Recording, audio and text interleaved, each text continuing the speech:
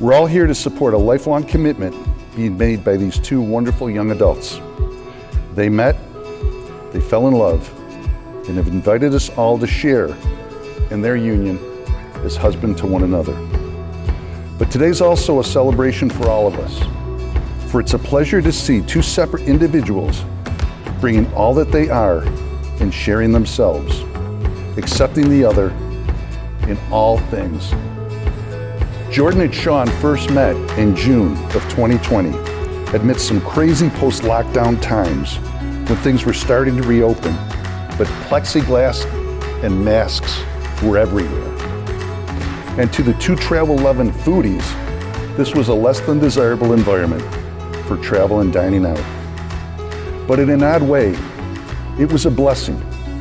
It forced them to have one-on-one time, which definitely made a difference in the progression of their relationship.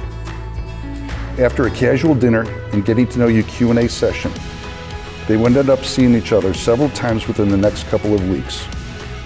And it was soon July and the annual family beach vacations, Shawn to Nags Head and Jordan to Hilton Head.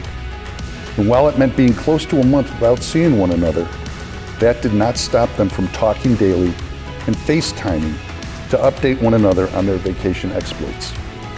Now, I personally can remember that vacation, asking where Shawn was. And Shawn's mother, Kim, said, he's FaceTiming with Jordan. And that's the first time we all heard about Jordan.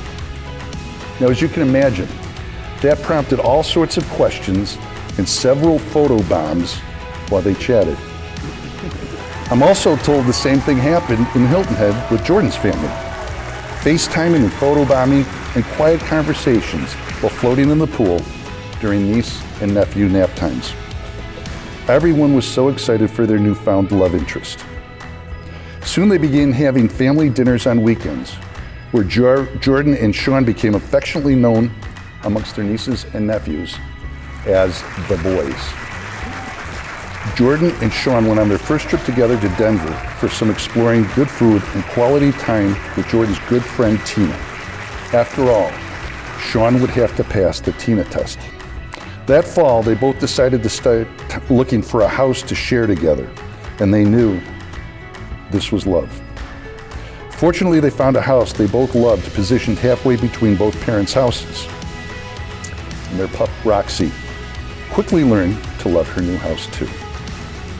In December 2021, Jordan took Shawn to a nice dinner and then to Shawn's first performance of Wicked at Playhouse Square. You see, Jordan was planning on proposing to Shawn that night, and he couldn't stop checking to see if the ring was still in his pocket. I told you we were pretty nervous for that.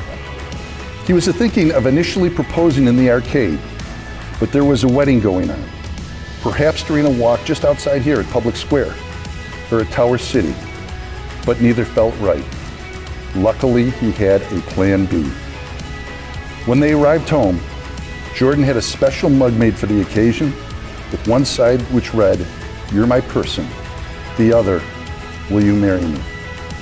He gave the mug to Shawn during their nightly tea routine with their song, which is actually their song, "When We Are Together," playing in the background. And they were both engaged. Shawn remembers his mom asking him early on in the relationship if she thought that Jordan was the one. Kim knew. Shawn knew. We all knew.